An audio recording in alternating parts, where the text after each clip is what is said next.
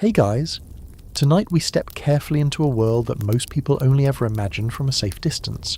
A place where the air is heavy, the light barely exists, and every breath feels like it might be just a little harder than the last. You're about to walk into a medieval mine deep beneath the earth, where the walls close in and the ground itself doesn't always agree to stay where it is. It's not exactly the kind of place you'd choose for a relaxing evening, and honestly, you probably won't survive this. But don't worry. You've got the luxury of listening from your bed, which is already a massive upgrade from anything waiting down there. So, before you get comfortable, take a moment to like the video and subscribe, but only if you genuinely enjoy what I do here.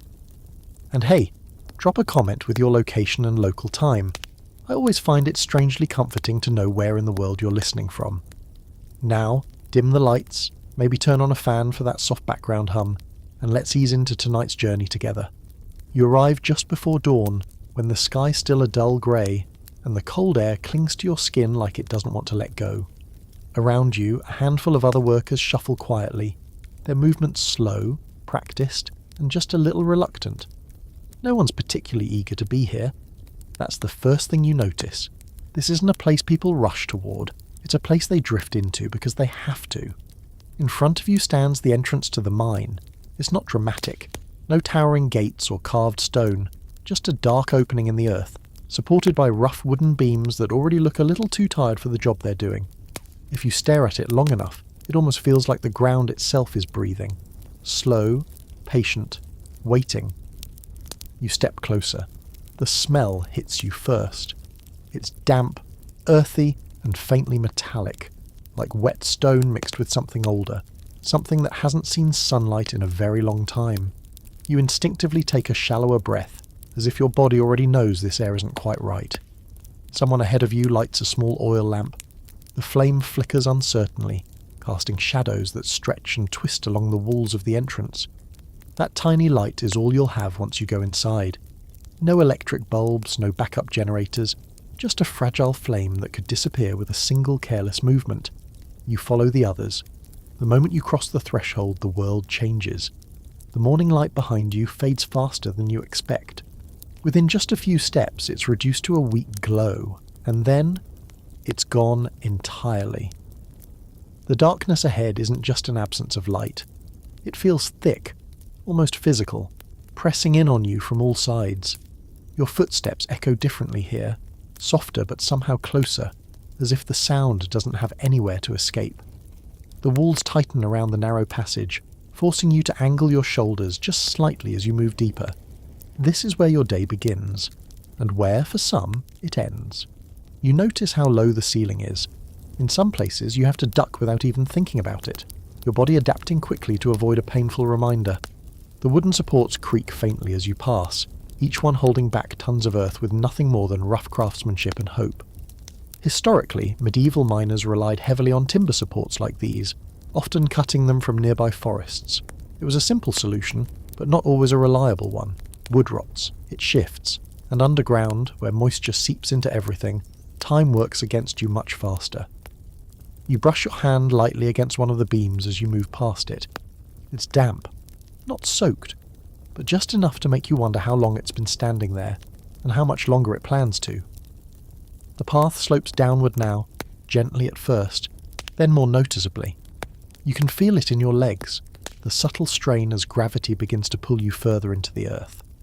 The air grows cooler, but not fresher. If anything, it feels heavier, like each breath has a bit more weight to it. Someone coughs ahead of you. It's not dramatic, just a short, dry sound. But in the quiet of the tunnel it lingers longer than it should, bouncing softly off the stone before fading into nothing. You keep walking.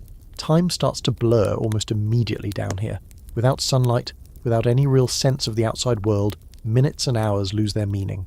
All you have are the slow, steady movements of the people around you and the flicker of your lamp. There's a strange rhythm to it. Step, duck, breathe, step, duck, breathe, over and over again. At some point you realize something unsettling. The entrance behind you is no longer visible, not even as a faint glow. It's as if the surface has simply vanished. You're fully inside now, And the deeper you go, the more you begin to understand that this place doesn't just challenge your body, it quietly tests your mind. There's a reason miners in the medieval period often spoke of the earth as something alive, not in a poetic way, but in a cautious, almost respectful tone. The ground could shift without warning. Sounds could travel in strange ways, making it hard to tell where they came from. And sometimes the silence itself felt watchful.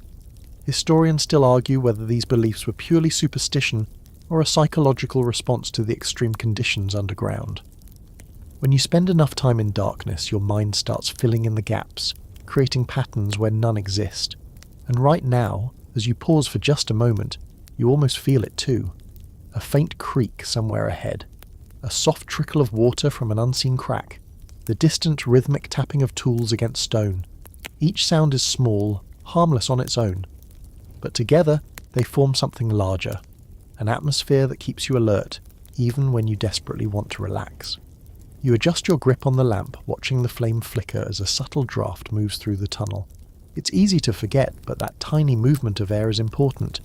It means there's still some circulation, at least for now. Because one of the quiet dangers of a place like this isn't something you can see or hear, it's something you breathe. And as you take another slow step forward, deeper into the mine, you begin to realize that the air itself might not always be on your side. But that's a problem you'll come to understand a little more clearly, very soon. For now, you keep moving, one careful step at a time, following the dim lights ahead as the surface world fades further and further from memory. You don't notice it all at once. At first, the air just feels a little off. Not enough to alarm you, not enough to stop you in your tracks, but just enough to make each breath feel slightly less satisfying than the last. Like drinking water that somehow never quite quenches your thirst. You inhale again, a bit deeper this time. It's heavier. Warmer too, in a way that doesn't match the cool dampness of the stone around you. And there's a faint taste now, something metallic, something stale, lingering at the back of your throat. No one around you reacts. That's what makes it more unsettling. The miners ahead keep moving with the same slow rhythm. Step, duck, breathe. Their lamps flicker gently, their shadows stretching along the tunnel walls like silent companions. If the air is changing, they've either accepted it, or they've learned not to waste energy worrying about it. You follow anyway, because stopping isn't really an option.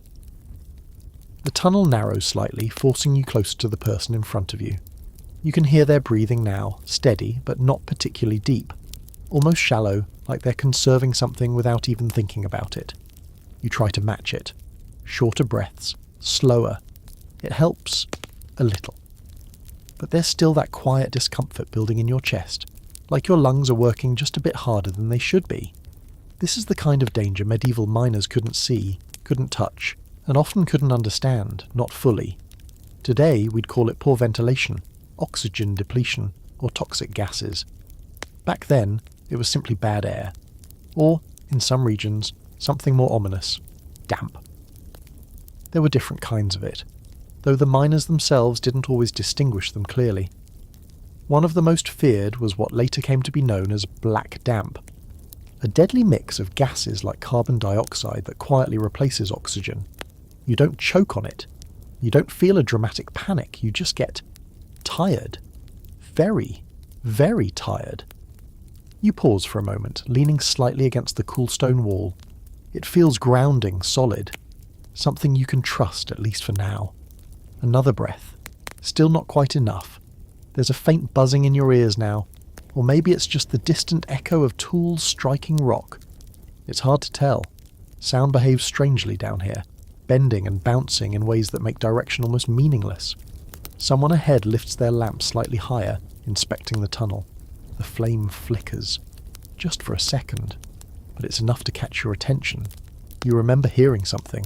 Maybe not from this time, but from somewhere else, that miners used flames to test the air. If the flame burned steadily, things were probably fine. If it struggled, dimmed, or went out completely, that was a sign, a warning. You watch closely. The flame steadies again, returning to its small, fragile glow. No one comments on it. No one stops. But you notice how the person holding it adjusts their grip ever so slightly as if they're just a bit more aware now. Historians often point out that before the invention of proper safety lamps centuries later, open flames were both a necessity and a risk. They provided light, yes, but they also reacted to the invisible environment around them. In a way, that tiny flame is doing more than just helping you see. It's telling you a story. You just have to know how to read it. You push yourself forward again. Your steps a little slower now. The ground beneath you is uneven, scattered with loose stones that shift under your weight. It keeps you focused, keeps your mind anchored in the present. Because drifting, that's the real danger here. There's a strange sensation creeping in at the edges of your awareness. Not quite dizziness, not quite fatigue, but something in between. Like your thoughts are moving through thick water, each one taking just a fraction longer to form. You blink. Once, twice. Stay focused. A miner nearby coughs again, this time longer, harsher. It echoes down the tunnel, drawing a few brief glances, but no real concern. Coughing is normal here. Expected even. You realise something quietly unsettling. This environment doesn't just challenge you, it slowly reshapes what normal feels like. Air that would send someone running in panic above ground becomes something you learn to tolerate. A slight headache becomes background noise. That constant tightness in your chest, just part of the job. There's a kind of adaptation happening, whether you want it or not, and yet, your body still resists. You take another breath, deeper this time, and immediately regret it. The heaviness presses in again, that faint metallic taste stronger now. You exhale slowly, trying to keep your movements calm, controlled, because panic would only make it worse. Faster breathing, faster exhaustion. It's a quiet balance you have to maintain, not too fast, not too slow, just enough. Some medieval miners carried small animals with them, birds, most commonly, not out of companionship, but out of necessity. The idea was simple, even if they didn't fully understand the science behind it. If the bird showed signs of distress, it meant the air was turning dangerous. A crude warning system, and one that didn't always give you much time. Historians still argue whether this practice was widespread in the medieval period, or became more common later, but the idea itself speaks to something important. People knew the air could betray them. They just didn't always know when. You move a little closer to the wall again, your fingers brushing against the damp surface. It's almost reassuring. That solid, unchanging texture. Something that doesn't shift or flicker like the light. Something that doesn't thin or thicken like the air. At least, not in ways you can feel immediately. The tunnel dips again, and the group slows slightly as the footing becomes more uncertain. You follow carefully, placing each step with intention. Your focus narrows. Ground, breath, light.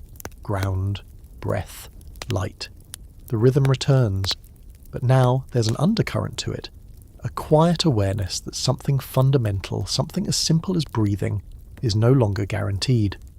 You glance at the lamp again, still burning, still steady, for now. And that for now becomes the most important part of everything. Because down here, the dangers don't always announce themselves with noise or movement. Sometimes they slip in quietly, changing the rules without asking, until you're already playing a game you didn't realize had begun. You take another slow step forward, deeper into the tunnel, the air pressing gently against your lungs like an uninvited weight. And you can't help but wonder, how long before it presses just a little too hard? At some point you stop thinking about the darkness as something around you. It becomes something you're inside of. The small circle of light from your lamp feels less like illumination and more like a fragile bubble. Everything beyond it swallowed instantly by a black so complete it almost feels deliberate. You've experienced night before, of course. Everyone has. But night above ground always comes with context. The faint glow of the sky, the outline of distant shapes, the quiet reassurance that light will return. Down here, there is no such promise. You lift your lamp slightly higher, instinctively trying to push the darkness back. It doesn't move. It simply waits, pressed against the edges of your vision, ready to reclaim everything the moment your flame falters. And that thought alone makes your grip tighten, just a little more. The tunnel bends gently, and for a brief second, the light from the miner ahead disappears behind the curve. You're alone in your own small circle now, cut off from even that faint connection. It's immediate, The silence feels louder, your breathing feels sharper.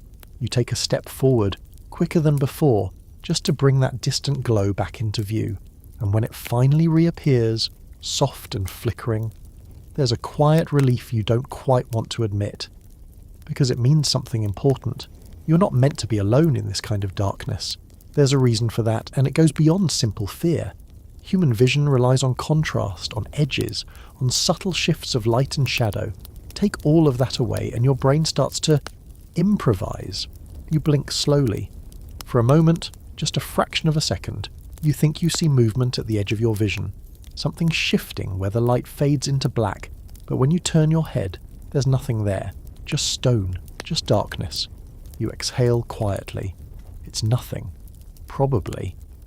Miners throughout history have described similar experiences, shapes that weren't there, whispers that didn't belong to anyone, the unsettling sense of being watched even when you knew, logically, that you were alone. Historians still argue whether these accounts were purely psychological or influenced by environmental factors like low oxygen and fatigue. Standing here now, you don't feel particularly interested in the debate, because whatever the cause, it feels real enough. You keep moving, step, duck, breathe. The rhythm returns again, grounding you, keeping your thoughts from drifting too far into the edges of that darkness.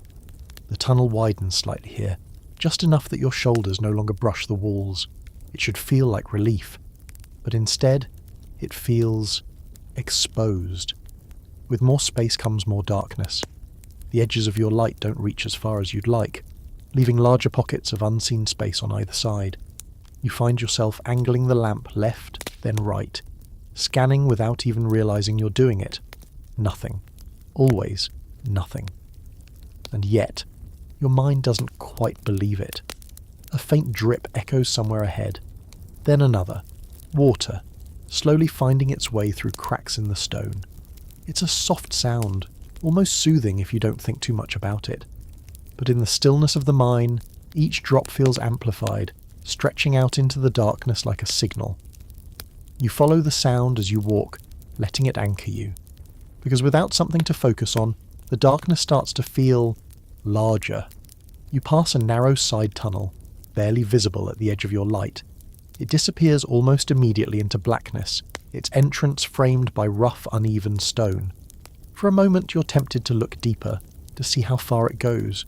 You don't. Something about it feels final.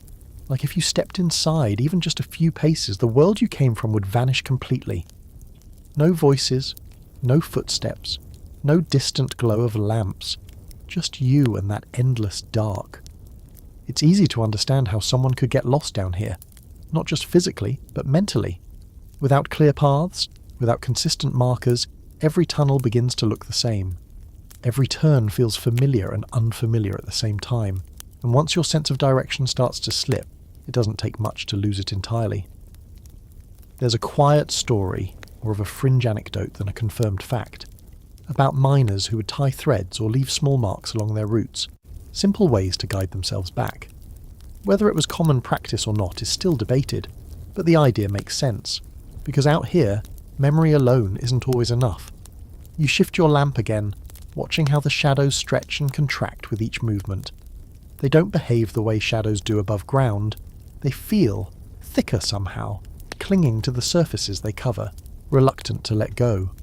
You step over a cluster of loose stones, your foot slipping slightly before you catch your balance. The sound of it, rock against rock, echoes outward, bouncing unpredictably through the tunnels. For a moment it sounds like something else, like footsteps answering your own. You freeze, listen. Nothing follows, just the fading echo of your own movement dissolving into silence. You shake your head slightly, as if to reset your thoughts, and continue forward. Stay focused, that's the key. Not on what might be hiding in the dark, but on what you can control. Your steps, your breathing, the steady flame in your hand. Speaking of which, you glance down at the lamp, still burning, still steady, but you notice something subtle now. The way the light seems to flicker just a bit more than before. Not dramatically, not enough to alarm anyone else, but enough for you to notice, enough to remind you how fragile this entire situation really is, because without that light the darkness wouldn't just surround you, it would become everything. And in a place where even your own mind can start to turn against you, that's a thought you don't want to follow too far. So you keep moving, staying close to the faint glow ahead, letting it guide you through the twisting path, step by step, breath by breath, holding on to that small flickering circle of light as if it's the only thing keeping the world from disappearing completely. Because down here, it just might be, the deeper you go, the more you start to notice your hands, not in a poetic way, nothing quite that peaceful, but in a practical, almost desperate sense. Your fingers tighten around the handle of your tool, adjusting again and again as if you're trying to convince yourself it's enough. It isn't. What you're holding is simple, crude, a short iron pick, its surface worn smooth in places from years of use. The wooden handle is slightly uneven, shaped more by hands than by design. It's functional, yes, but protective, not even close. You watch the miner ahead of you raise their own pick and strike the rock face. The sound rings out sharply, echoing down the tunnel in a way that makes it feel louder than it actually is. Clink. A small piece of stone breaks free, tumbling to the ground. Clink. Another strike. There's a rhythm to it, just like everything else down here. Repetitive, relentless, almost hypnotic if you let it be. But beneath that rhythm is something else, a constant reminder that you're working directly against the earth itself, and the earth doesn't always cooperate. You step into position beside a rough section of wall, lifting your pick for the first time. It feels heavier than you expected, the weight pulling slightly at your arm before you even swing. You hesitate for just a second. Then you bring it down. Clink.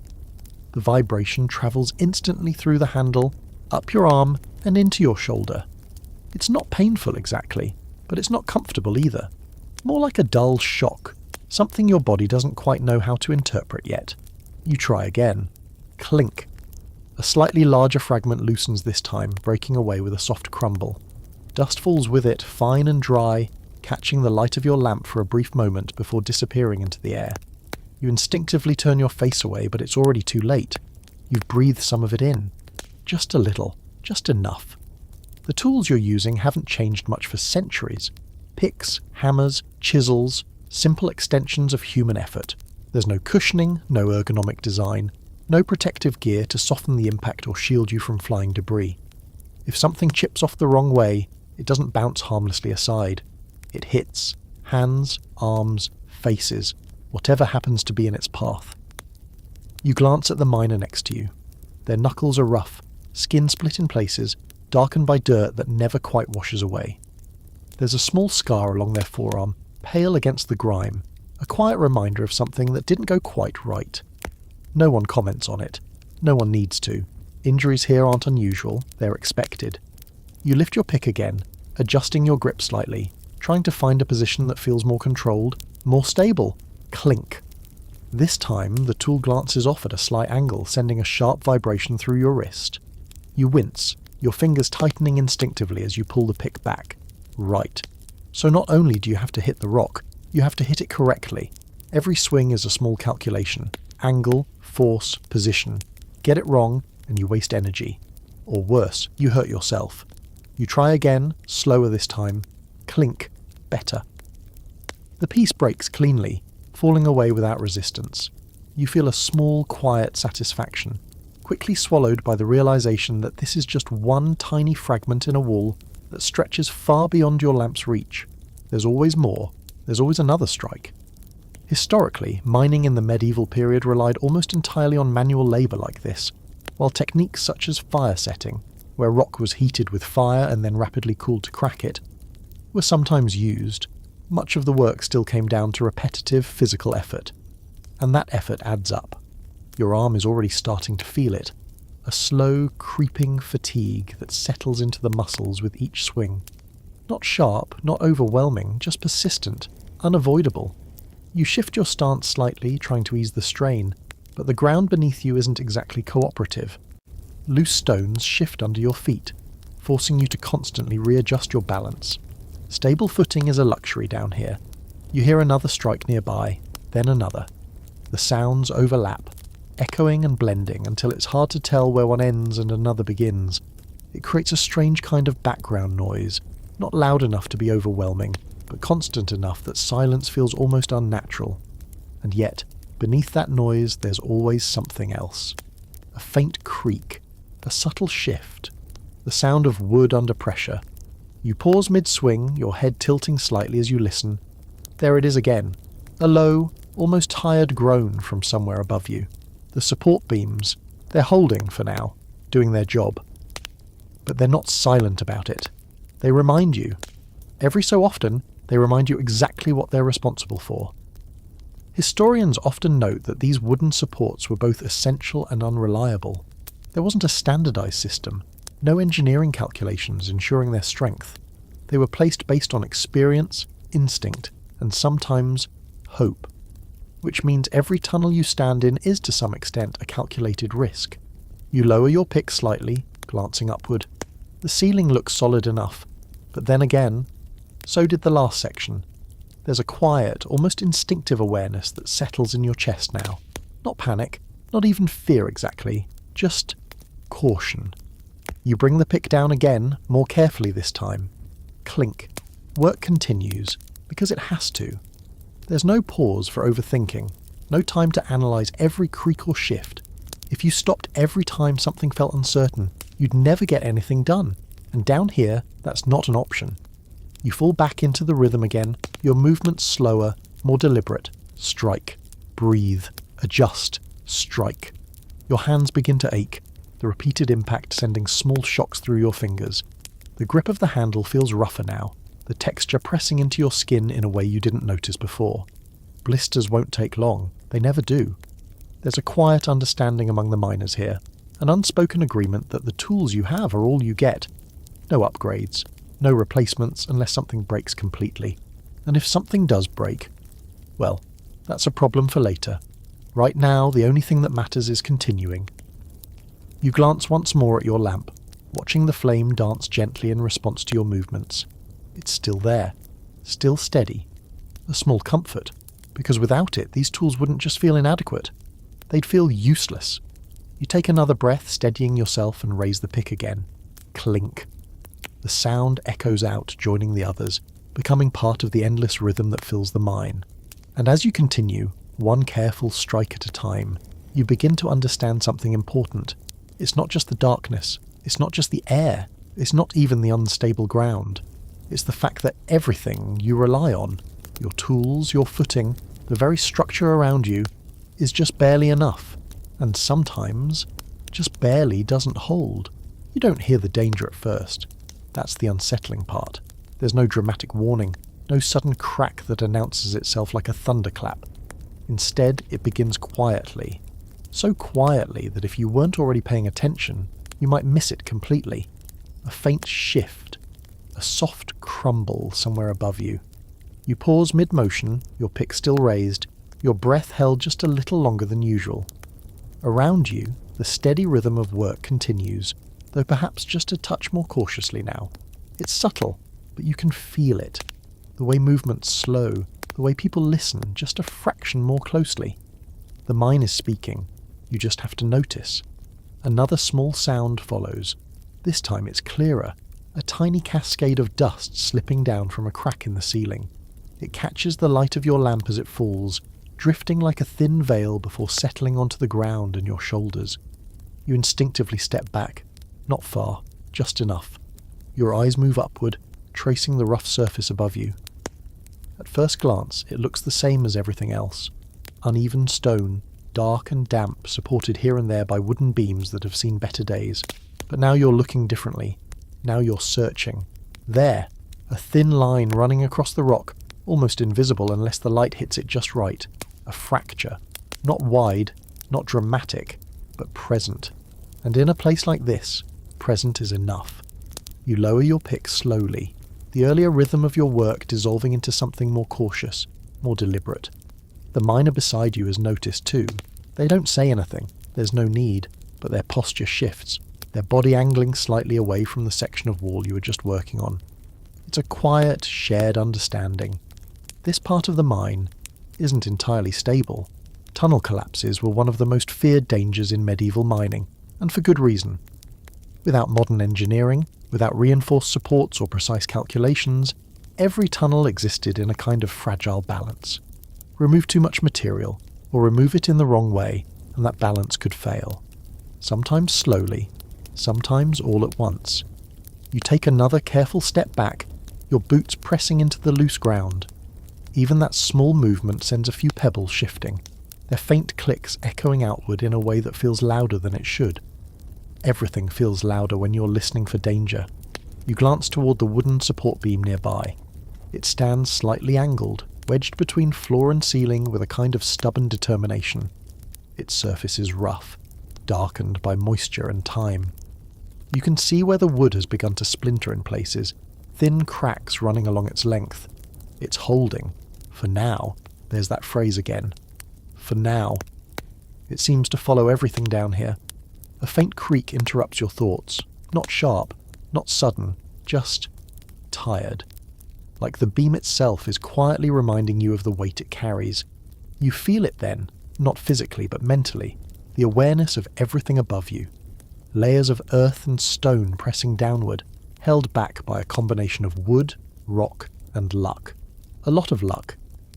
Historians often debate just how frequent collapses were in medieval mines. Some argue they were relatively common, an accepted risk of the profession. Others suggest that experienced miners developed a sense for unstable ground, reducing the frequency of major incidents. Standing here now, you can see both sides. There's skill involved, certainly. The way miners read the rock, the way they listen, the way they adjust their work. But there's also something less predictable, something no amount of experience can fully control. You shift your weight slightly, testing the ground beneath your feet. Stable, at least for the moment. A small piece of stone drops from the ceiling again, landing softly near where you were standing just a minute ago. You watch it settle, your mind quietly replaying the image of yourself still standing there. It wouldn't have hurt, not much. But that's how it starts. Small pieces, small warnings. You've heard stories, everyone down here has, about collapses that began just like this. A bit of falling dust, a few loose stones, nothing alarming, until suddenly it was. There's a fringe tale, passed around in mining communities, about a section of tunnel that stood perfectly stable for years, decades even, before collapsing without any clear warning. Some blamed poor supports. Others said it was the way the rock had been cut, weakening it over time. And a few, well, they blamed the earth itself, as if it had simply decided it was done holding. It's easy to dismiss stories like that when you're above ground. Less easy when you're standing beneath tons of stone. You take another slow step back, putting a bit more distance between yourself and the cracked section. The others seem to do the same, subtly shifting their positions without disrupting the flow of work entirely. Because stopping completely isn't really an option. Instead, the work adapts. Angles change, strikes become more careful. The rhythm continues, but with an undercurrent of awareness that wasn't there before. You raise your lamp slightly, letting the light fall across the ceiling again. The fracture is still there, unchanged. No larger, no smaller, but now that you've seen it, you can't unsee it. Every movement feels connected to it. Every sound echoes a little differently. You bring your pick down again, but softer this time, more controlled. Clink. The sound feels sharper in the tense quiet, bouncing off the walls and returning to you with a slight delay. You pause, listening. Nothing shifts. Nothing falls. For a moment, everything holds. You exhale slowly, not realizing until now that you'd been holding your breath. Work continues, because it always does. That's the strange part about danger in a place like this. It doesn't stop the work. It just becomes part of it. Something you move around, adjust to, carry with you as you go. You glance once more at the support beam, still holding, still doing its job, but you can't help noticing the way it leans, ever so slightly, as if under a weight that's just a bit too much. You wonder how long it's been there, how many days, how many shifts, how many times someone has looked at it and thought the same thing you're thinking now. It'll probably hold, probably. You tighten your grip on the pick again, grounding yourself in something you can control. The tool, the movement, the rhythm. Strike, breathe, listen. The mind settles around you, quiet but never truly still, and as you continue working beneath that fractured ceiling, you begin to understand a deeper truth about this place. It's not just that collapse is possible, it's that it's always just a little bit close. At first, the sound almost feels comforting. A faint trickle somewhere ahead, soft and steady, like a distant stream finding its way through stone. After everything, the heavy air, the endless darkness, the creaking beams, there's something oddly reassuring about it. Water feels familiar, natural, almost safe. You follow the sound without meaning to, your steps aligning with its quiet rhythm. The tunnel dips slightly again, the ground beneath your boots growing softer, less stable. You notice it in the way your footing changes, less solid, more forgiving. That should probably concern you. It does, a little. But the sound continues, gentle and consistent, drawing your attention forward. The miner ahead lifts their lamp, angling it toward the source. The light stretches just far enough to reveal a thin stream of water seeping from a crack in the wall, running down over the rock before pooling lightly along the floor. It doesn't look like much, just a shallow layer, barely covering the uneven ground.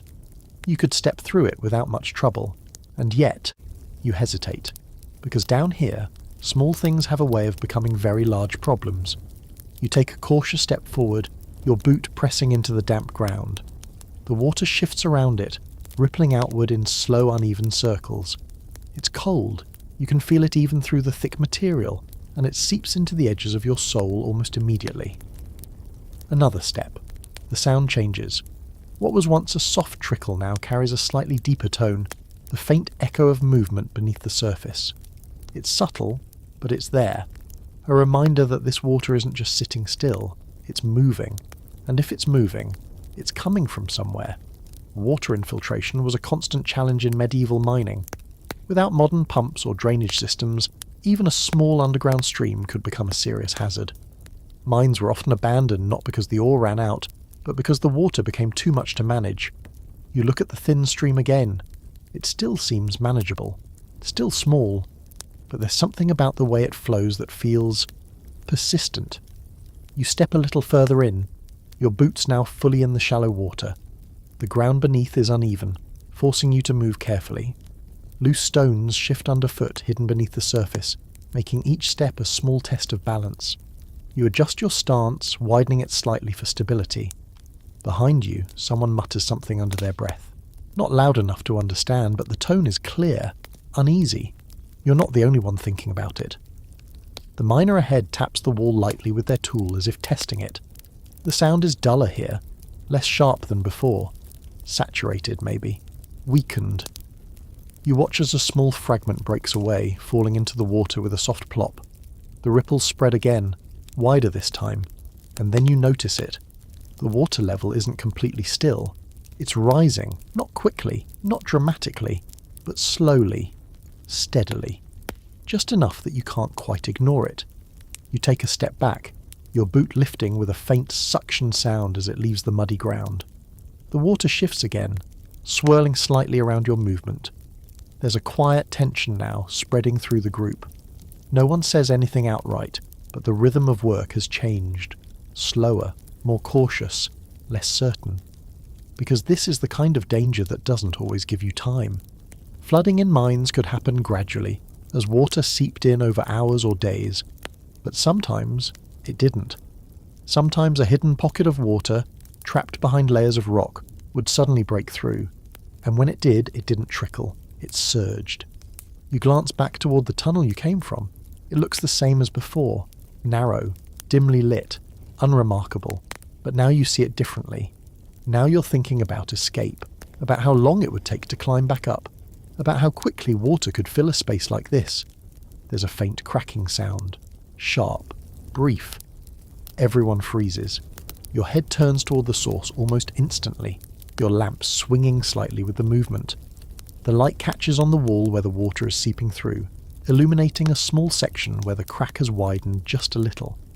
Not much, but enough.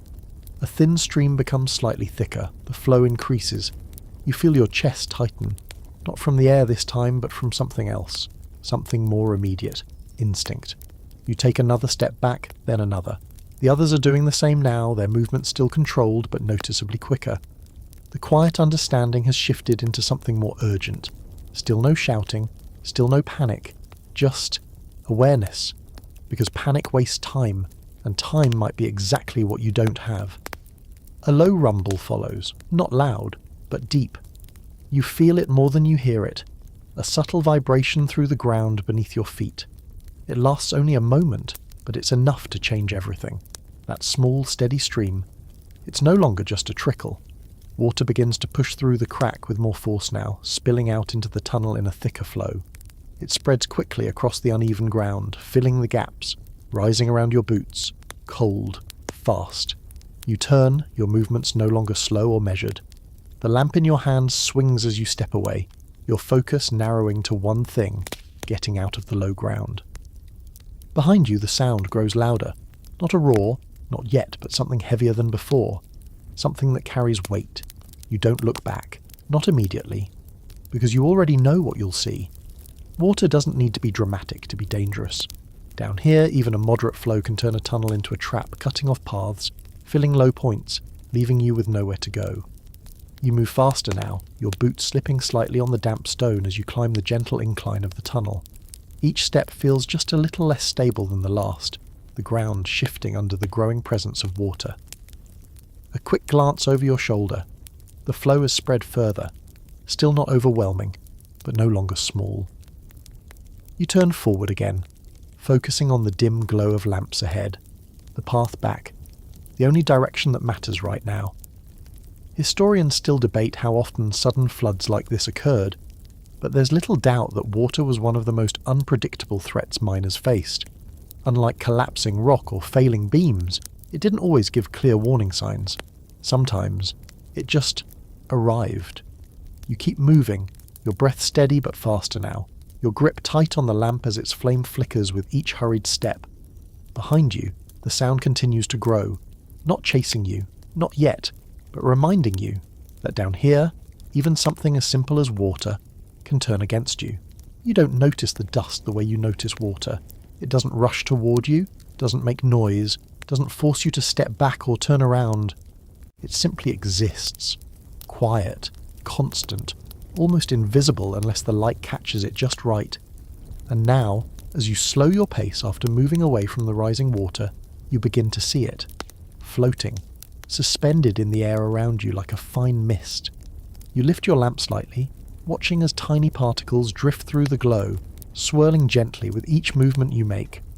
It looks almost peaceful for a moment, like dust dancing in a beam of sunlight. But there's no sunlight here, and this isn't harmless. You take a breath. Immediately you feel it. Not sharp, not painful, just present. A faint dryness in your throat, a subtle scratch at the back of your mouth. The kind of sensation you might ignore at first, brushing it off as nothing important. So you breathe again, and again. Because what else are you going to do? The deeper you go into the mine, the thicker it becomes. Not dramatically, not enough to block your vision, but enough to settle into the air you depend on. Every strike of a pick, every crumble of rock, every shifting footstep adds just a little more of it. Over time it builds, and over time, so does the damage. You cough. It's small, controlled. The kind of cough you try to keep to yourself. But it still echoes faintly in the tunnel, blending with the distant sounds of work.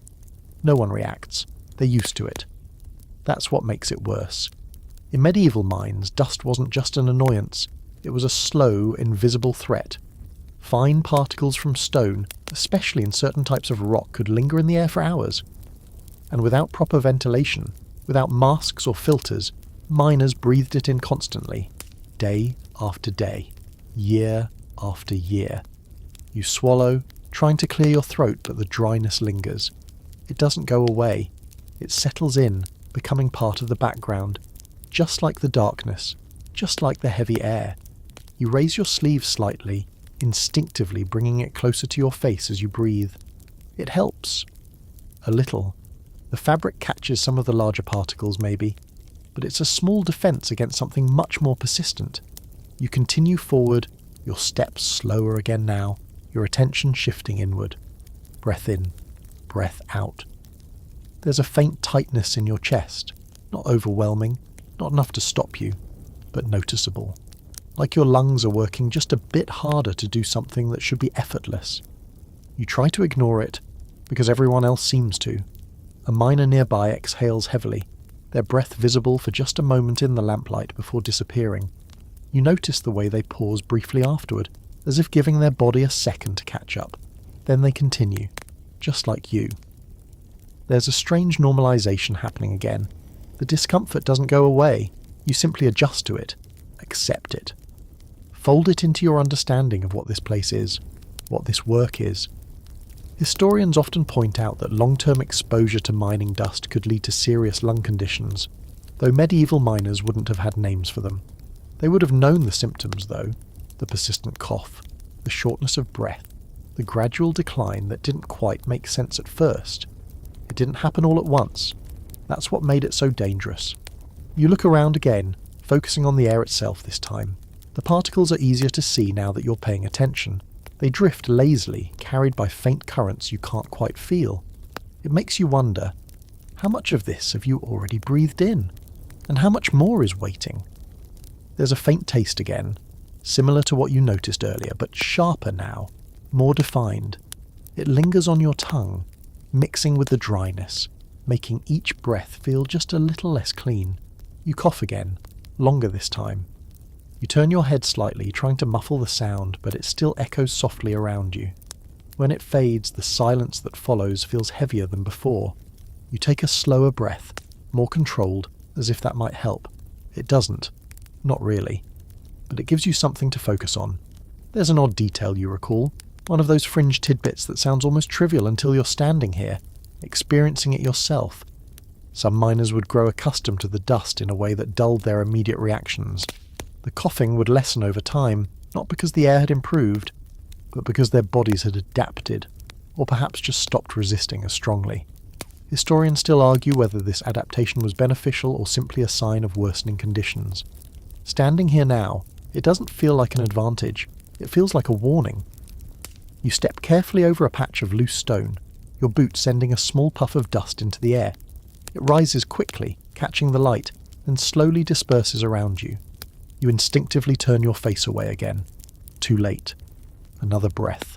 Another layer. The rhythm returns. Quieter now. Step. Breathe. Step. But there's something different about it. Something heavier. The simple act of breathing, something you've done without thinking your entire life, has become something you're constantly aware of. Measured. Monitored. You glance at your lamp again, watching the flame flicker gently. It's still steady, still burning as it should. The air is breathable, technically. But breathable and safe aren't the same thing. You continue forward, your shoulders slightly hunched now, your body instinctively trying to protect itself from something it can't quite avoid. The tunnel stretches ahead, filled with that same fine haze, that same quiet threat that never announces itself. And as you take another slow breath, feeling the dryness settle deeper into your chest, you begin to understand something that doesn't feel dramatic, but feels true. Some dangers don't chase you. They don't rush in or force you to react. They simply stay with you, in every breath, in every step, waiting. You notice them before you really register it. Smaller footsteps, lighter, quicker, but not in a careless way. In a practiced way, efficient, familiar. At first it just blends into the rhythm of everything else, the echo of movement, the soft shuffle of boots against uneven ground. But then you see them, just at the edge of your lamp's glow. A child, not standing still, not watching, working. They move past you with a kind of quiet focus, carrying a small basket that looks far too heavy for their frame. Their shoulders are slightly hunched, their steps careful but steady, as they navigate the loose stone and narrow space. You pause without meaning to, because something about it feels wrong, and yet no one else reacts. That's what makes it worse. The child sets the basket down near a pile of broken rock, emptying it with a quick, practiced motion before turning back the way they came. No hesitation, no complaint, just part of the rhythm. Children working in mines wasn't unusual in many parts of the medieval world. In fact, their small size made them particularly useful in narrow tunnels where adults struggled to move. They could crawl into tighter spaces, carry loads through cramped passages, and perform tasks that others simply couldn't. That doesn't make it easier to watch. You step aside slightly as the child passes again, this time closer to you. For a brief moment your light catches their face, smudged with dirt, eyes focused but tired in a way that feels older than it should. They don't look at you. They don't need to. They already know what to do. You follow their path with your eyes, watching as they disappear into a side tunnel barely wide enough to stand in. The darkness swallows them quickly, the faint glow of their small lamp fading until it's gone completely. It leaves an odd silence behind. Not the absence of sound, there's still the distant tapping of tools, the quiet movement of others, but something else. A kind of stillness that lingers for just a second longer than it should. You shift your weight, your boot pressing into the dusty ground with a soft crunch. Then you go back to work, because that's what everyone does. The rhythm doesn't stop, it adapts. You raise your pick again, your movements slower now, more deliberate. The dust still hangs in the air, the faint dryness in your throat unchanged. But your focus has shifted slightly, pulled towards something you hadn't fully considered before. This place doesn't change based on who you are. Adult, child, strong, weak. It treats everyone the same. You hear the smaller footsteps again, approaching from behind this time. You glance over your shoulder as the child reappears, another load in their arms. It's uneven, bits of stone threatening to spill over the sides, but they manage it with a practiced grip. There's a brief moment where they stumble, just slightly, a loose rock underfoot. They catch themselves quickly, adjusting their balance before continuing forward as if nothing happened. No one steps in, no one rushes over, not because they don't care, but because this is normal. That's the unsettling truth of it. In many historical accounts, children in mining communities began working at very young ages, sometimes as early as 6 or 7. They weren't always performing the heaviest labour, but they were still exposed to the same conditions, the same dust, the same air, the same risks. You watch as the child disappears again into the narrow tunnel, and for a moment your mind lingers there, in that darkness, in that tight, confined space where even you would struggle to move comfortably. Historians still argue about the extent of child labour in different regions during the medieval period. Some suggest it was widespread and essential to mining operations, while others believe it varied significantly, depending on local customs and economic pressures. Standing here, though, it doesn't feel like a debate. It feels like a reality. You lower your pick slightly, your grip loosening for just a moment as you take another breath. The air still carries that fine layer of dust, settling into your lungs with each inhale. You imagine what that must feel like over years instead of hours, over a lifetime that starts this early. There's a quiet resilience in the way the child moves, not dramatic, not heroic, just steady. And somehow that makes it heavier.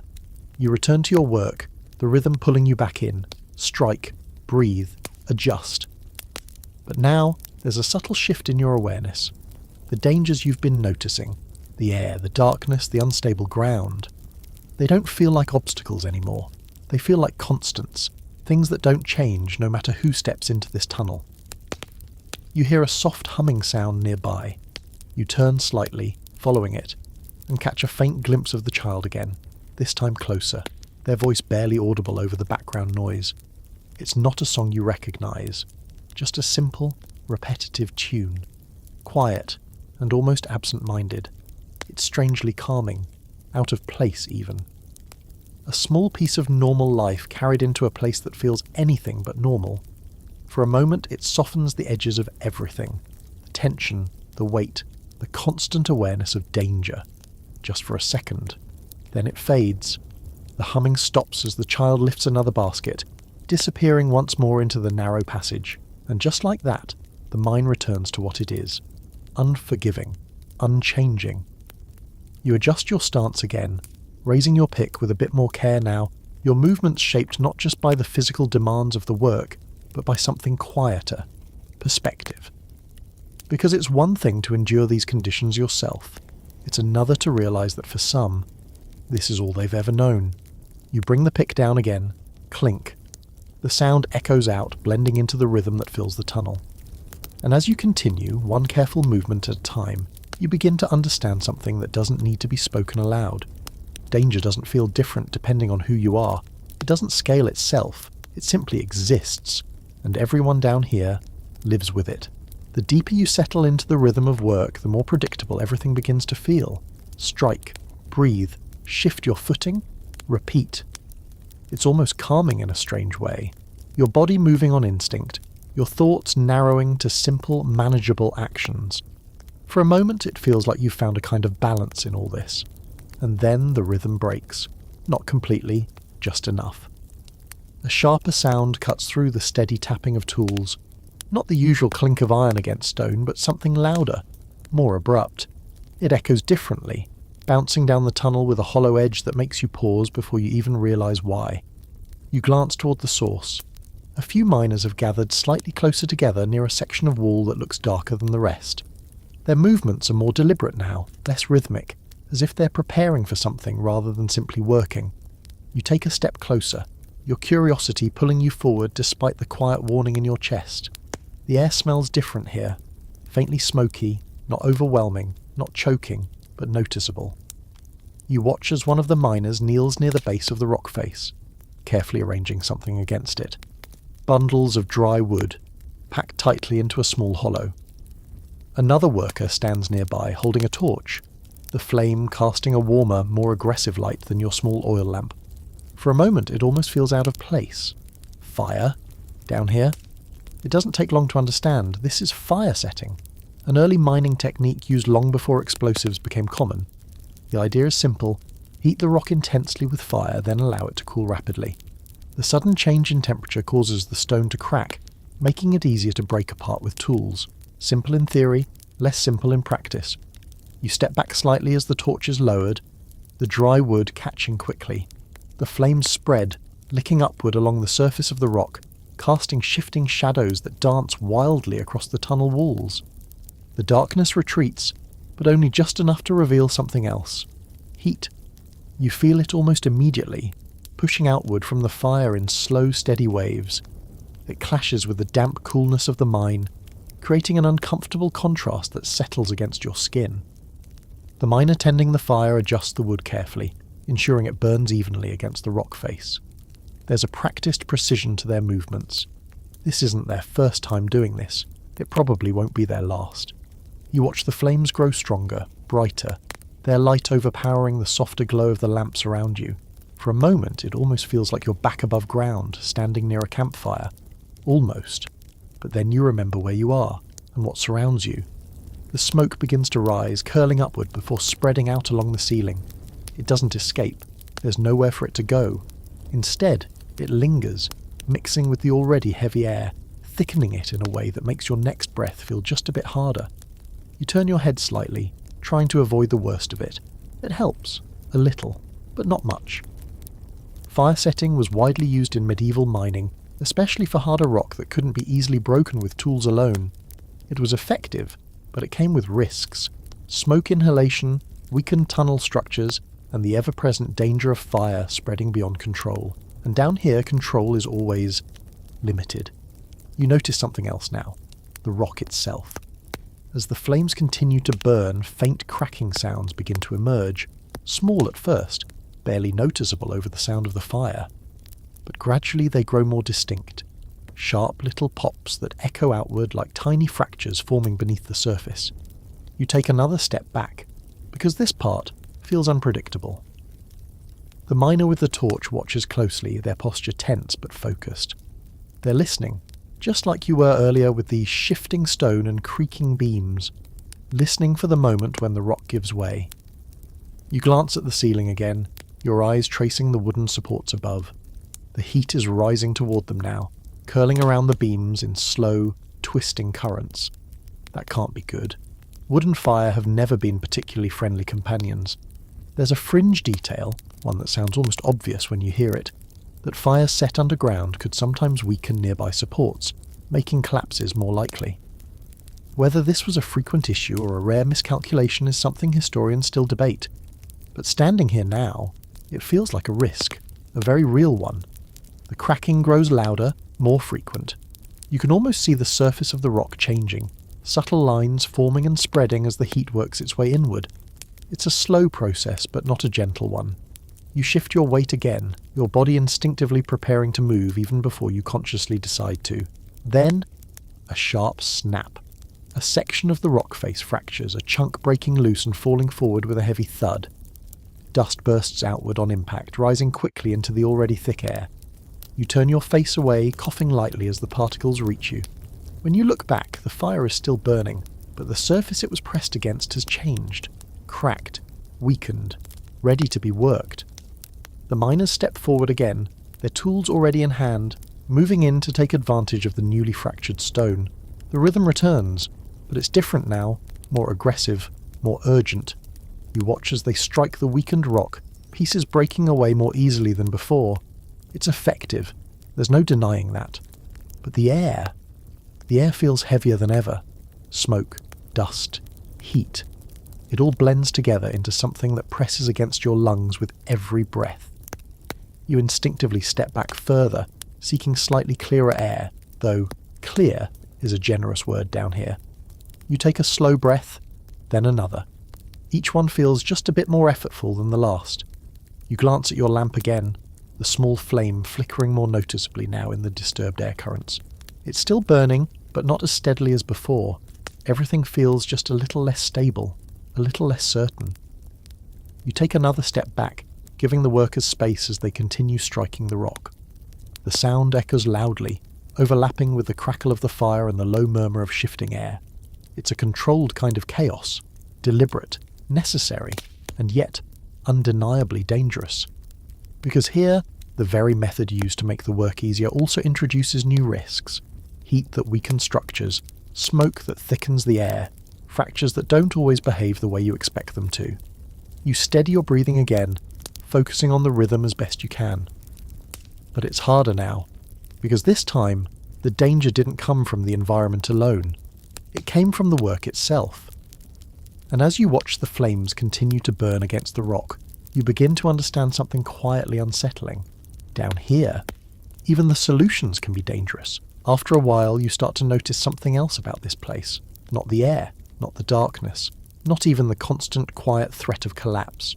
It's what people believe about it. At first, it shows up in small ways. A gesture here, a pause there. The kind of subtle behaviour you might overlook if you weren't already paying attention to everything. The miner ahead of you stops for just a second before stepping into a narrower tunnel. Not long enough to delay anything, not enough for anyone to question, but just long enough to feel intentional. Their hand briefly touches the wooden support beam beside them. Not for balance, not really. Then they move on. You follow, your lamp casting soft light across the same beam. It looks like all the others, rough, worn, quietly holding its place beneath the weight above. And yet, now you're wondering, was that habit or something else? Further along you hear it again, that faint humming, the child from earlier, but this time it's not just a tune, it's more rhythmic, more deliberate, almost like a pattern repeated under their breath. You can't quite make out the words, if there even are any, but it carries a certain intention, like it's meant to do something, or keep something away.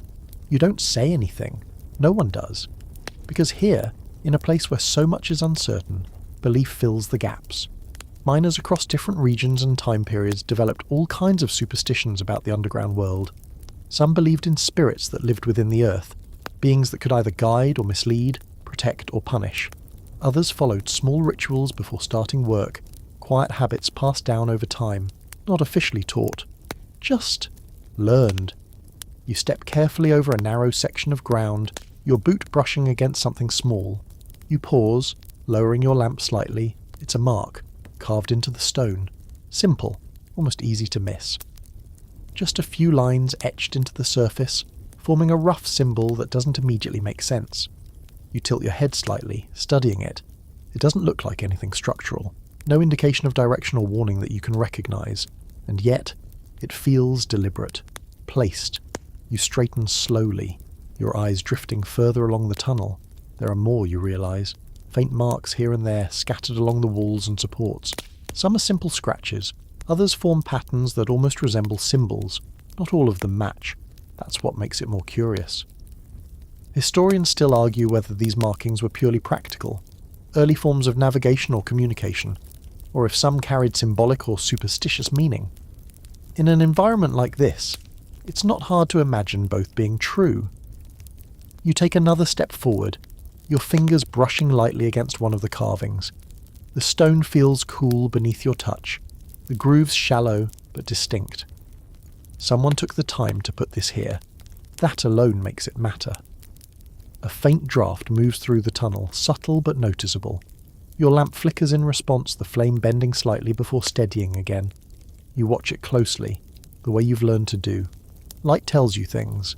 Air tells you things. And sometimes people do too. The miner beside you mutters something quietly as they pass one of the marks, their voice too low to understand but carrying a certain tone. Respectful, maybe. Or cautious.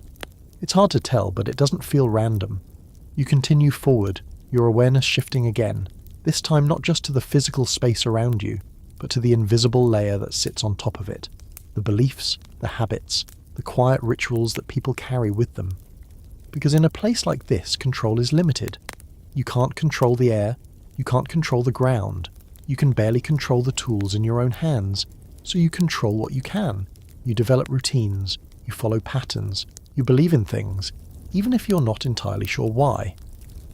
There's another pause ahead, a different miner this time, stopping briefly before stepping over a narrow gap in the ground.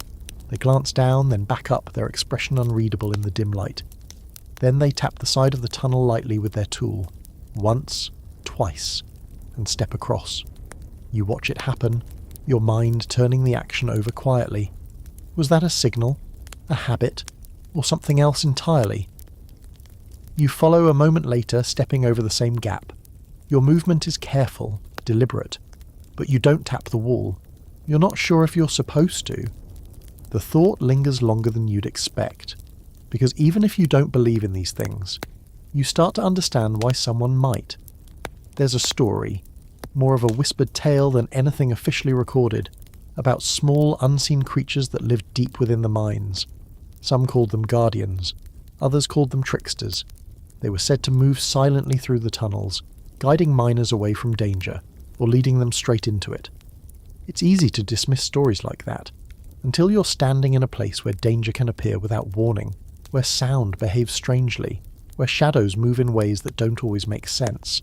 Then, it's not so simple. You hear a faint noise behind you. You turn quickly, your lamp swinging with emotion, light stretching across the tunnel walls. Nothing. Just the same rough stone, the same drifting dust, the same narrow path. You exhale slowly, steadying yourself. Your mind is playing tricks. It has to be. And yet, the feeling lingers for just a second longer than it should. You turn forward again, focusing on the path ahead, on the steady glow of lamps, on the rhythm of movement that keeps everything grounded. Step, breathe, step. The routine returns. But now there's an added layer to it. Something quieter, something less tangible. Awareness, not just of the physical dangers, but of the way people respond to them, the way they cope, the way they make sense of a place that doesn't always make sense on its own. You pass another carved mark in the stone, your eyes catching it just long enough to register its shape before you move on. You don't stop this time, but you don't ignore it either, because whether it's practical or symbolic, it's part of this world, just like everything else. And as you continue deeper into the mine, surrounded by flickering light, shifting shadows, and quiet, unspoken rituals, you begin to understand something that doesn't quite fit into logic alone. Down here, people don't just work with the earth. They live with what they believe about it. Eventually the work begins to slow. Not all at once, not with any clear signal. It just shifts. The steady rhythm of tools striking stone becomes less frequent, the sharp echoes softening into something more spaced out, more deliberate. Movements lose their urgency. Conversations, quiet as they are, last a little longer between actions. You don't notice it immediately, but your body does. There's a subtle release of tension in your shoulders, a slight easing in the way you breathe. Not relief exactly, but something close to it. The miners around you begin to step back from the rock face, one by one, lowering their tools. A few stretch their arms, slow and careful. as if even that simple motion requires consideration after hours of repetition. You follow their lead without being told, because by now you've learned. You step back, you lower your hands, and for the first time in what feels like hours, you pause. The silence doesn't arrive fully. It never does down here. There's always something, the faint drip of water somewhere in the distance, the soft creak of wood, adjusting under pressure, the low murmur of voices carried unevenly through the tunnels. But compared to before, it's quiet. You become aware of your own breathing again. Slower now, heavier. Each inhale still carries that familiar mix of dust and dampness, though the worst of the smoke from earlier has begun to thin. Your lamp flickers gently, the flame smaller than it was before, lower. You hadn't noticed when that happened.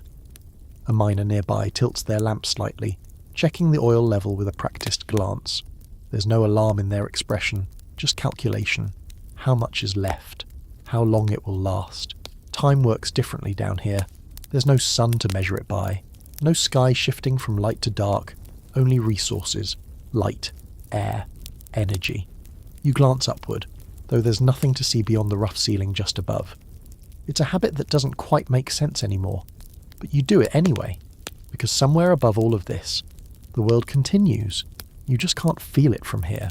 A small group gathers a short distance away, sitting along a slightly wider section of tunnel. They don't speak much, but their posture tells you enough. This is a break. Not a long one, just enough. You move closer, settling carefully against the wall. The stone is cool against your back, a welcome contrast to the lingering heat that still clings faintly to your skin. For a moment you simply sit. No movement, no task, no immediate demand. And in that stillness, something else begins to surface. Fatigue, not sudden, not overwhelming, but steady. Your arms feel heavier than before, your hands slower to respond when you shift your position. Even your thoughts seem to move differently, less sharp, more deliberate, as if they too are conserving energy.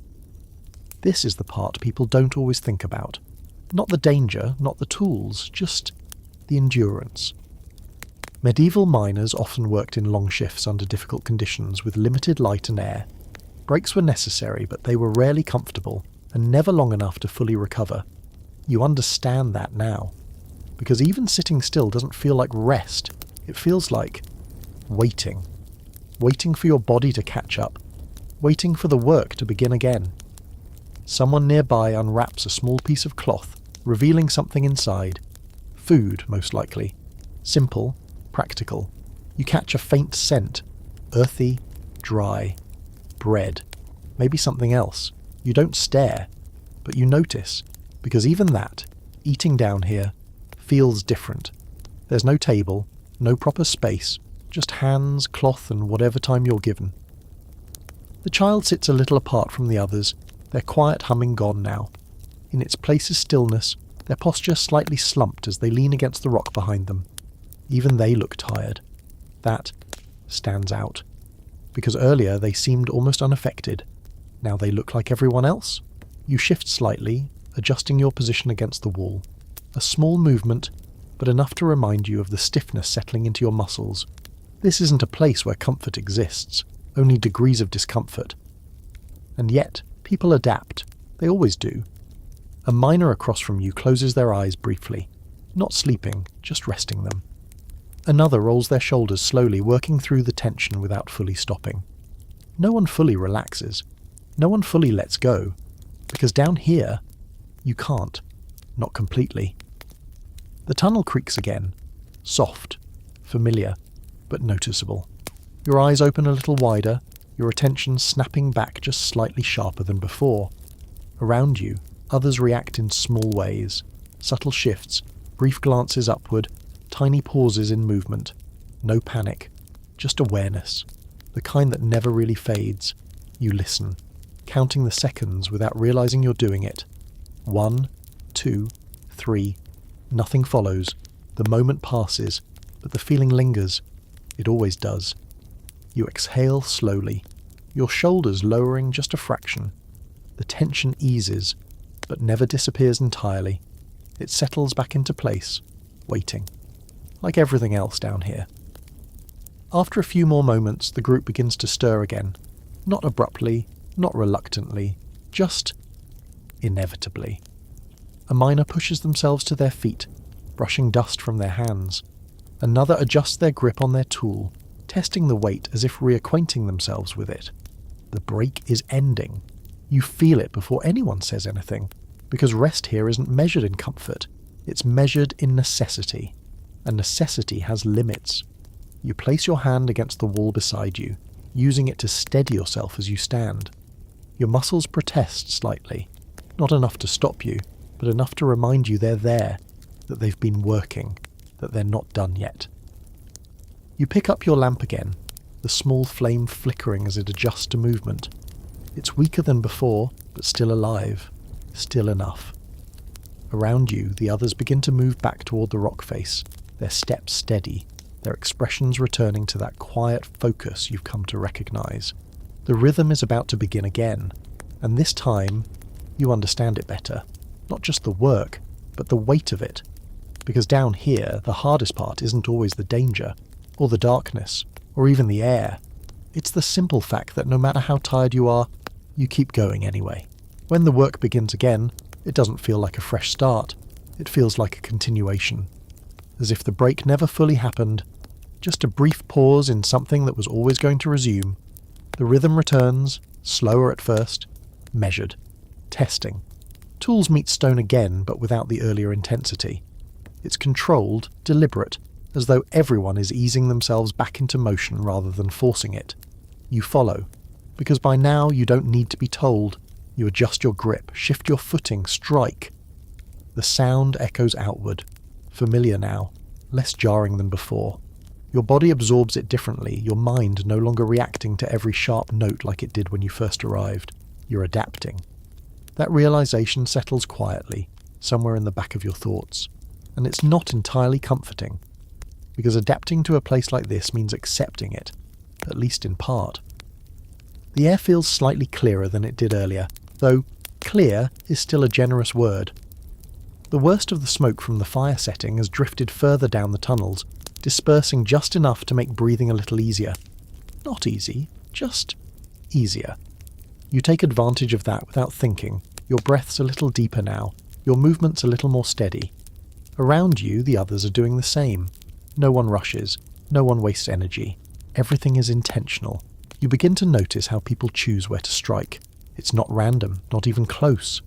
Each impact is placed carefully, aimed at cracks already forming in the rock, at weak points created earlier. Efficiency matters here, because effort is limited. You adjust your aim slightly, following the pattern you've observed. When your tool connects this time, the result is different. A small fragment breaks away more easily than before, falling with a soft, satisfying tap against the ground. You pause for just a fraction of a second, not out of hesitation, but recognition. You're learning. Even here, another strike, another piece loosens. The rhythm settles in again, more natural now, less forced. It's not comfortable, but it's no longer unfamiliar. And that changes something. Time passes. You don't know how much. You can't. But you feel it in other ways. The gradual return of fatigue, the subtle slowing of movement, the way your focus requires just a little more effort to maintain. Your lamp flickers again, lower. You glance at it instinctively, the small flame thinner than before, its light slightly dimmer against the surrounding dark. That matters. Light isn't just visibility down here, it's security. A miner nearby notices too, their eyes briefly meeting yours before they gesture toward your lamp with a small motion, tilting their hand downward. Lower it. Conserve. You adjust the wick carefully, reducing the flame. The light shrinks slightly, shadows pressing in just a bit closer around you. It's an uncomfortable trade, but a necessary one, because running out of light completely isn't an option. You continue working now within a narrower circle of visibility. The world beyond it fades more quickly into darkness, shapes becoming less defined, movements harder to track.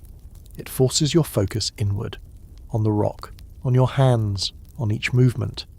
Somewhere deeper in the tunnel, a faint sound carries toward you, a voice, then another, not loud enough to understand, just enough to register. Communication travels strangely here. Distance doesn't always behave the way you expect it to. Sounds stretch, bend, fade, then return again from different directions. You've stopped trying to make sense of it. Instead, you listen for tone, urgency, calm, anything that might signal a shift. Right now, it's neutral, so you keep going. A few moments later, there's a different sound, closer. A dull thud, followed by a soft cascade of smaller debris. Not a collapse, nothing that serious, but enough to draw attention. You turn your head slightly, your lamp casting light toward the source. A section of a loosened rock has given way, spilling onto the ground in uneven chunks. Dust rises briefly, then settles. The miners nearby don't react with alarm, just acknowledgement. This happens frequently. One of them steps forward, nudging the larger pieces aside with their boot before crouching to inspect the exposed surface beneath. Their hand runs along the rock, feeling for stability, for hidden fractures that might not be immediately visible. You watch closely, because this part matters.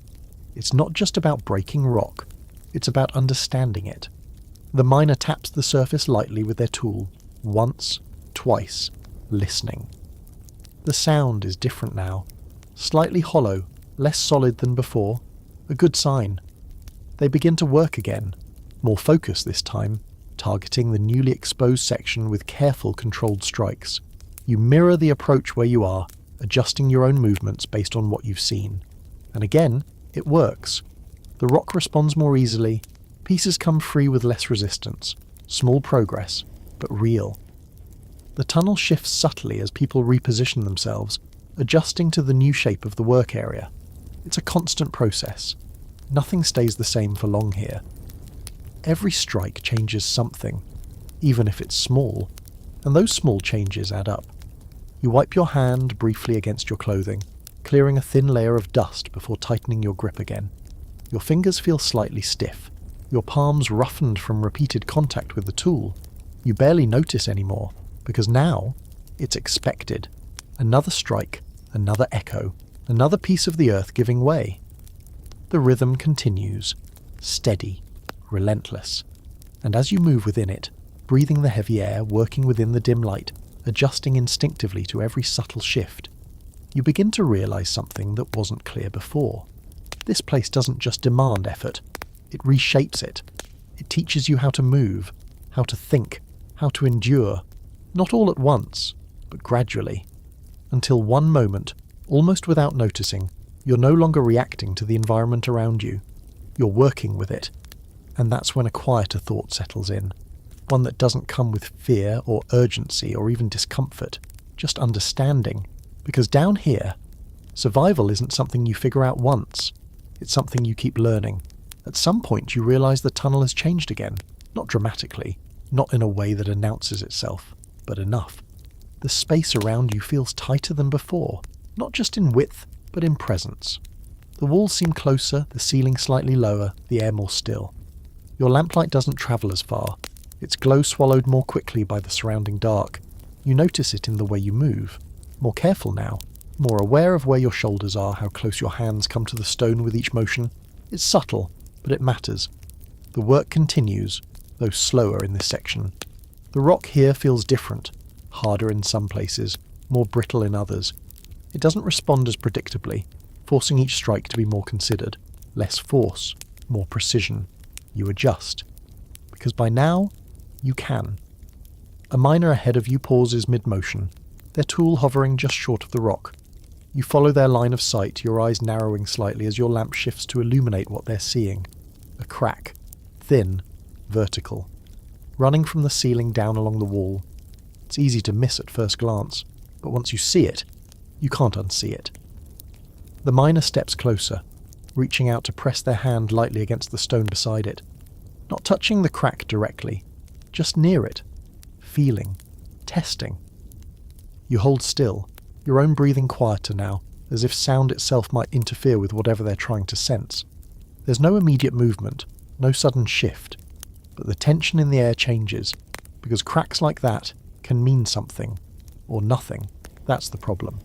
Some are harmless, natural lines in the rock, formed long before anyone ever stepped foot down here. Others aren't. The miner taps the surface lightly with the end of their tool. Once. The sound echoes back, slightly duller than expected. They tap again, a little higher this time. The echo changes, subtle but noticeable. Less solid, less certain. You feel it more than you hear it, a faint unease settling in your chest. The miner steps back, not quickly, not dramatically, just enough. That's all it takes. The movement alone is enough to signal to the others nearby that something isn't right. No one panics, but the rhythm pauses. One by one, tools lower. Conversations stop before they start. Attention shifts, not outward, not scattered, but focused entirely on that one thin line running through the stone. You take a step back as well, not because anyone tells you to, because it feels like the right thing to do. The tunnel creaks, soft, almost imperceptible. But here, even the smallest sound carries weight. You glance upward, your lamp casting uneven light across the wooden supports above. They look the same as before, worn, steady, holding. But now you're looking at them differently, questioning. The air feels heavier again, though nothing about it has physically changed.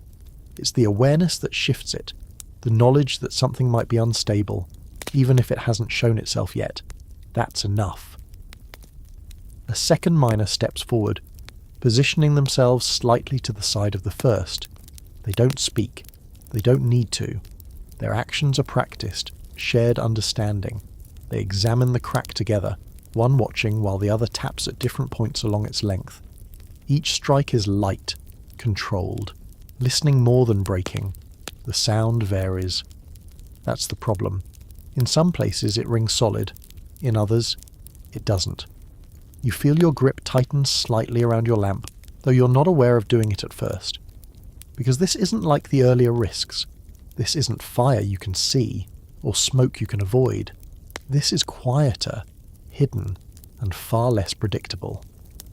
There's a pause, a longer one this time. The two miners exchange a brief glance. Nothing dramatic, just a flicker of recognition, decision. One of them nods, small, final. They step back, and that's all it takes. The shift ripples outward instantly, not in panic, but in movement. Controlled, deliberate, but unmistakably faster than before. People begin to reposition, not running, not rushing, but leaving space. You follow instinctively, stepping back further down the tunnel, your lamp bobbing slightly with the motion. The light wavers, shadows stretching and pulling along the walls as everything adjusts around you. No one says collapse. No one needs to, because the possibility is already there. You stop when others stop, putting enough distance between yourself and the crack that it sits just at the edge of your light. Visible, but not close. The tunnel creaks again, this time a little louder. A faint trickle of dust falls from somewhere above, drifting through the air in thin, slow lines before disappearing into the dimness below. You hold your breath without meaning to, waiting, listening. Seconds stretch, longer than they should. Nothing happens, not immediately. The tension doesn't break, it just lingers. The miners closest to the crack remain still, watching, not approaching, not retreating further, waiting for the rock to decide. Because that's what it feels like now, like something just beyond your control is being measured in real time. You shift your weight slightly, your body ready to move even though you don't yet know in which direction. The air feels tight in your chest. Your lamp flickers again, just once, but enough to draw your attention back to it for a split second. And then, a sharp, sudden crack. Louder than before, clear, definite. A fragment of stone breaks loose from near the top of the crack, falling and striking the ground with a heavy echoing thud. Dust bursts outward, thicker this time, spreading quickly through the narrow space. You step back immediately, raising your arm instinctively to shield your face as the particles reach you. More small pieces follow. Nothing massive, nothing catastrophic, but enough to confirm what everyone already suspected. This section isn't stable. The miners don't wait. They move in quickly, but not toward the crack, around it. One gestures sharply, directing others to clear tools and loose debris from the immediate area. Another reaches for a support beam, dragging it closer with practiced efficiency. Reinforcement. Fast. Precise. You watch as they position the timber beneath a section of the ceiling just beside the crack, angling it carefully before forcing it into place. It doesn't fit perfectly, these things rarely do, but it doesn't need to. It just needs to hold, for now. The movements are coordinated, almost wordless. Everyone knows what to do, where to stand, how much space to give. You stay back, your role unclear, but your instinct's strong enough to keep you out of the way, because this part isn't about learning. It's about experience. The beam is set, another follows, then another, each one wedged into place with controlled force, creating a temporary structure meant to stabilize what can't be fully controlled. The crack remains. It hasn't disappeared, but the immediate danger has shifted, reduced, not gone, just managed. The dust begins to settle again, the air slowly clearing as movement decreases. The tunnel returns to its usual low murmur, creaks, breaths, the faint sound of shifting weight. But something has changed. Not the space, not the structure, your understanding, because now you've seen it. Not just the danger, but the response, the speed, the precision, the quiet urgency that never turns into panic, but never relaxes either. You lower your arms slowly, your breathing steadying as the last of the dust drifts past your light. The miners step back from the reinforced section, their eyes still scanning it, still listening for any sign that it might shift again. It doesn't. Not this time. And gradually, the tension eases, just a little. You take a slow breath, your grip loosening slightly as your body begins to come down from that brief moment of heightened alert. But the feeling doesn't fully leave, because now you know how quickly things can change, how little warning there can be, and how much depends on recognizing it in time. You glance once more at the thin crack now partially shadowed behind the newly placed supports. It's still there, quiet, unmoving, but no less real. And as the miners begin, carefully, cautiously, to return to their work around it, you understand something with a clarity that doesn't need explanation. Down here, stability isn't something you assume. It's something you constantly question. After that moment, the work doesn't return to normal. It can't. Not completely.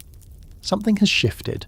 Not in the tunnel itself, not in any obvious physical way, but in how you move through it. Every step feels a little more deliberate now. Every sound carries a bit more weight. You've seen how quickly things can change, and once you've seen that, it stays with you. The miners continue, but with a subtle adjustment in their rhythm. There's more listening now, more pauses between actions. Tools still strike stone, but each impact feels measured against something else, something quieter, harder to define. Risk. You notice it in yourself too. Your movements are slower, not from hesitation, but from awareness. You place your feet more carefully.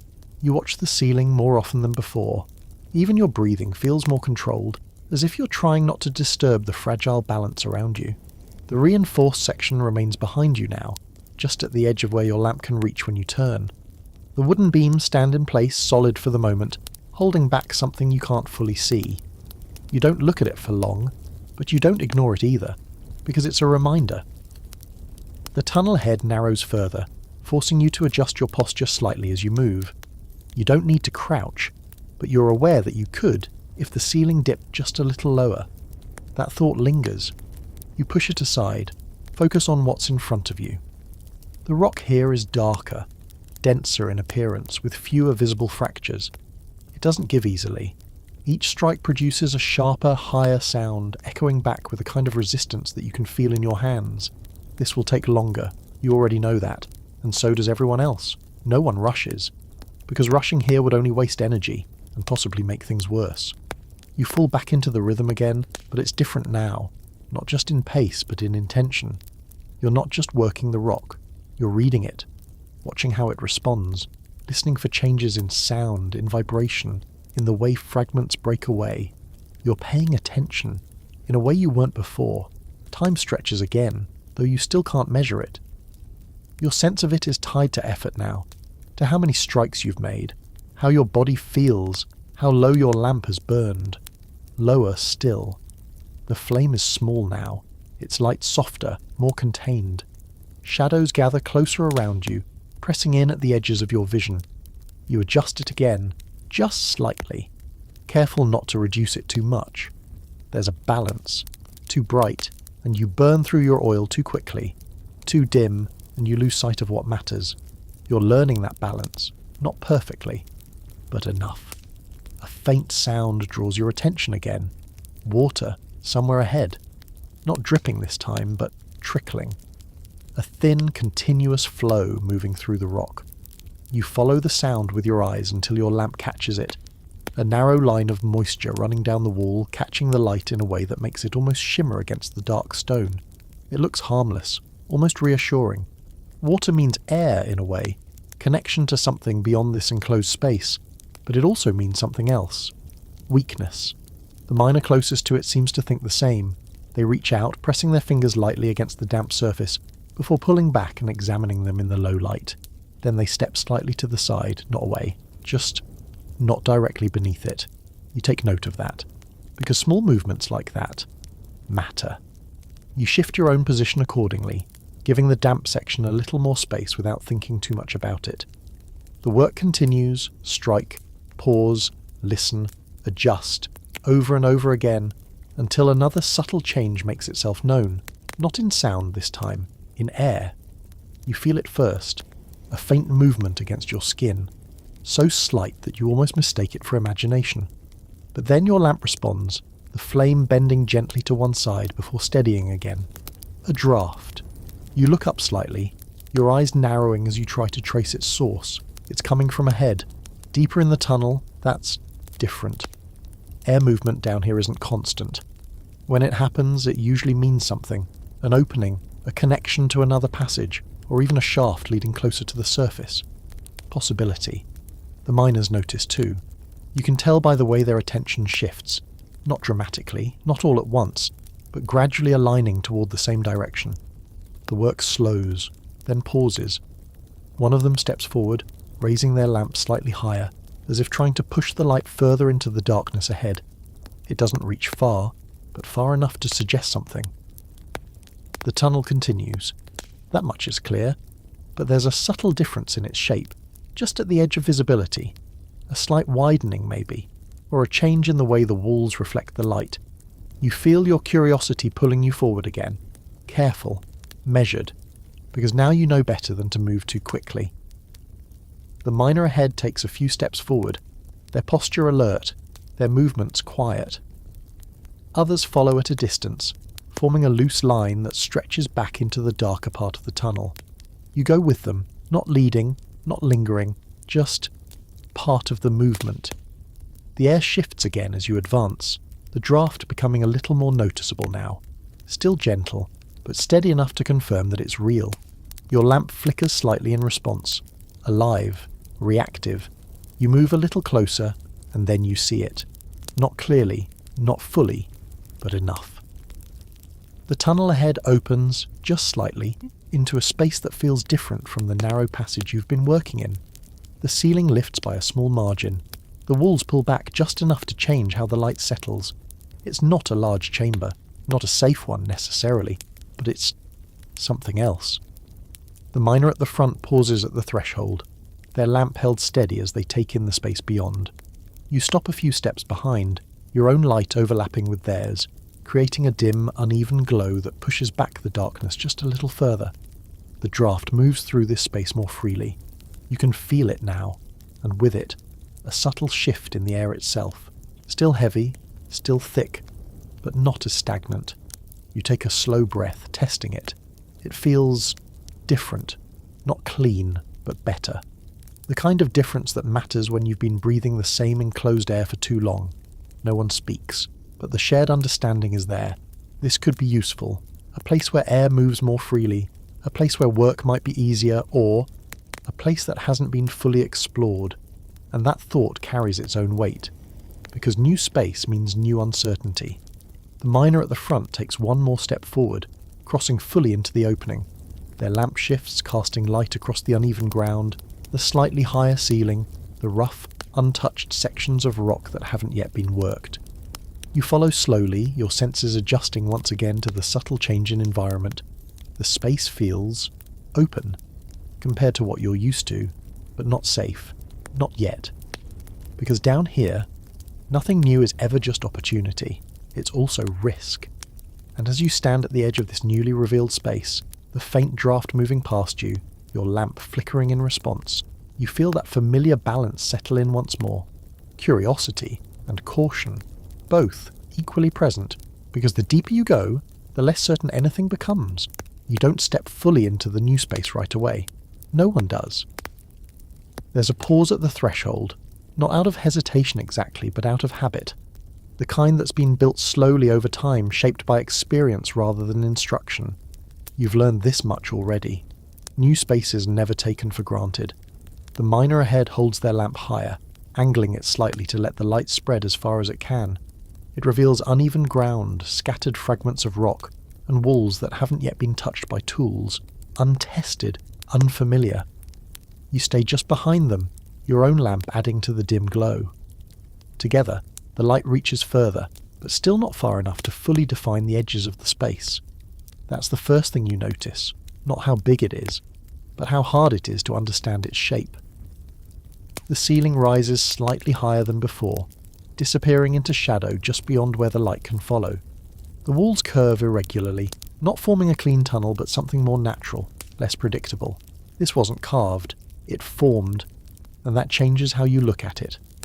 A faint drip echoes somewhere deeper within the chamber, slower than before, more spaced out. Each drop lands with a soft, hollow sound that lingers just long enough to make the silence feel deeper between them.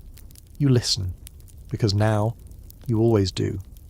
The air continues to move gently past you, the draft more noticeable here. Your lamp responds again, the flame bending and straightening in a quiet rhythm that mirrors the flow you can't quite see. It's subtle, but steady. One of the miners steps forward, testing the ground with the end of their tool before putting their full weight down. The motion is careful, deliberate, checking for loose stone, for hidden drops, for anything that might shift unexpectedly. You watch closely, then follow. Your first step into the space feels different, not because the ground changes dramatically, but because your awareness does. You place your foot slowly, feeling for stability before committing your weight. It holds. You take another step, and another. The space opens around you, not wide enough to relax, not large enough to feel safe, but enough to break the constant closeness of the tunnel behind you. It's almost relieving. Almost. The others spread out slightly, though no one moves too far from the entrance. The tunnel behind you remains within sight, a narrow frame of familiar darkness that now feels strangely structured compared to the irregular space ahead. You hadn't realised how much you relied on that structure until now, because here, there's less of it. Your lamp catches something along the wall to your right, a darker streak running downward, thicker than the thin line of moisture you saw earlier. You step closer, angling the light to see it better. Water, more of it. It's not pouring, not even flowing strongly, but it's consistent enough to leave a visible mark. The stone around it's slightly smoother, worn down over the time. That means it's been here a while. Long enough to shape the surface, long enough to matter. You remember what that can mean. Weakness. Slow, gradual change. You don't touch it. You don't need to. Instead, you step slightly away, your body adjusting without conscious thought. Across the chamber, another miner taps lightly at a section of wall. The sound echoes back differently than in the tunnel, less contained, more open. It travels further before returning, softer at the edges. You notice how the sound behaves, because sound tells you things. Space, distance, structure, and this space behaves differently. There's another sound now, faint, easy to miss. A low, almost continuous shift, like something settling far beyond where your light can reach. Not a collapse, not immediate, but present. You feel it more than hear it. A reminder. Even here, especially here, nothing is fully still. The miner at the front moves further in just a few steps, raising their lamp higher as they go. The light stretches upward, revealing more of the ceiling, uneven, jagged in places, smoother in others. No supports. That stands out immediately. Everywhere else you've been, there's been some form of reinforcement. Wooden beams, placed carefully to hold back the weight above. Here, there's nothing, just rock, natural, untouched. That makes this space different. and potentially more dangerous. You shift your position again, keeping yourself slightly closer to the entrance than to the deeper part of the chamber. It's not a decision you think through, it's instinct. Stay near the known. Stay near the way out. Others seem to feel the same. No one ventures too far ahead. The group holds a loose boundary, exploring the edges of the space without fully committing to it. Testing. Always testing. The draft moves again, slightly stronger this time. It passes through the chamber, brushing against your face, your hands, the small flame of your lamp. You turn your head slightly, following its direction. It's coming from deeper within, which means this space connects to something else. Another passage, another opening, possibly something larger. That thought carries both possibility and risk in equal measure. A miner near the far side of the chamber crouches slightly, examining the ground. They brush aside loose debris, revealing a more compact surface beneath. Their hand moves slowly across it, feeling for irregularities. Then they stop. You notice the change immediately, the stillness, the focus. Others do too, the quiet spreads. You take a step closer, angling your lamp to see what they've found. At first, it doesn't stand out. Just stone, uneven, rough. But then, you see it. A line. Not a crack. Not natural. Too straight. Too deliberate. It runs across the ground for a short distance before disappearing beneath a layer of dust and scattered fragments. Faint, but unmistakable once you recognize it. A mark, like the ones from earlier, but different, larger, more defined. You feel a slight shift in your chest. Not fear, not exactly, but something close to it. Awareness sharpened by the unfamiliar, because this mark, it wasn't made casually, it wasn't scratched in passing, it was placed, intentionally. The miner traces it lightly with the tip of their tool, clearing away a bit more dust. The line continues, curving slightly now, forming part of a shape you can't fully see yet, but it's enough. Enough to tell you that this space isn't untouched after all. Someone has been here before, and not just passing through. Working, marking, leaving something behind. You glance around the chamber again, your lamp sweeping slowly across the walls, the ceiling, the uneven ground. What else is here that you haven't seen yet? The thought settles quietly, but firmly, because this changes things. This isn't just a new space. It's part of something older, something already explored or started. And as the faint draft continues to move through the chamber, carrying with it the subtle, constant reminder that this place connects to something deeper still, you feel that balance shift once again. Curiosity pulling you forward, and caution holding you exactly where you are. Because down here, discovering something new doesn't always mean you're the first to find it.